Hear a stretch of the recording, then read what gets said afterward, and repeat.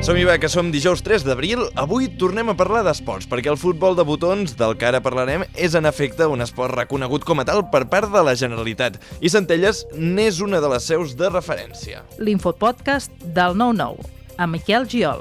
Xavi Verdolet, benvingut. A veure, és així la cosa?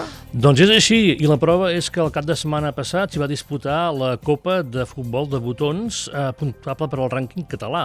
L'organitzava el Club de Futbol Botons d'Osona, que té seu a Centelles, i que presideix l'Adrià Garriga, que fa 3 anys va ser campió del món d'aquesta especialitat. Carai. I és curiós perquè, si busques una mica, et surt que aquest esport /joc és molt popular a Catalunya i a Brasil. Futbol de botons, podrem dir que és una cosa molt casolana, allò que tots una miqueta hi hem jugat, no?, la nostra vida? Exacte, sí. Imagina't una tapeta verda com aquestes de billar, per entendre'ns, recreant un camp de futbol i amb 22 botons distribuïts pel terreny de joc. Abans els botons eren literalment botons, ara ja són fitxes específiques per jugar-hi de manera reglamentada. Caram, i com es xuta, a veure? Doncs diria que també com havíem fet de petits quan hi jugàvem, és a dir, amb una altra fitxa, el tirador, que fa de pinça sobre el jugador que s'has de moure i de mica en mica doncs, fas lliscar-ho fins a arribar a la porteria. I clar, totes les fitxes, o sigui jugadors, s'acaben doncs, movent i desplaçant a mesura que avança el partit. I de què ve que ho tinguem aquí a la comarca de Centelles, en concret? Doncs simplement perquè hi havia una colla d'aficionats que vivien al carrer Collsospina de Centelles que quedaven sovint per jugar-hi. Van saber que a altres llocs hi havia gent que també hi jugava i van decidir muntar l'entitat. I com que devien ser els primers de la comarca que s'hi posaven, doncs van triar el nom de Futbol de Botons d'Osona.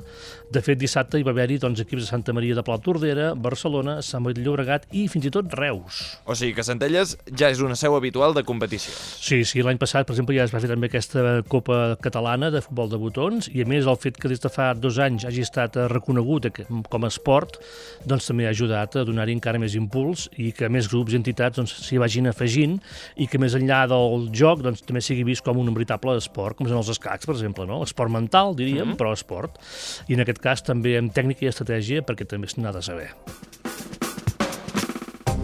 Va, doncs ara ho provarem, però abans una proposta per avui.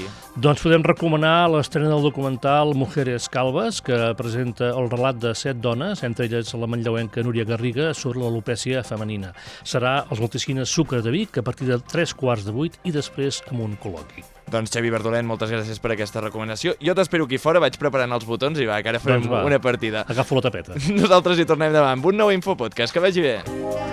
L'Infopodcast del 9-9, una coproducció del 9FM i La Xarxa.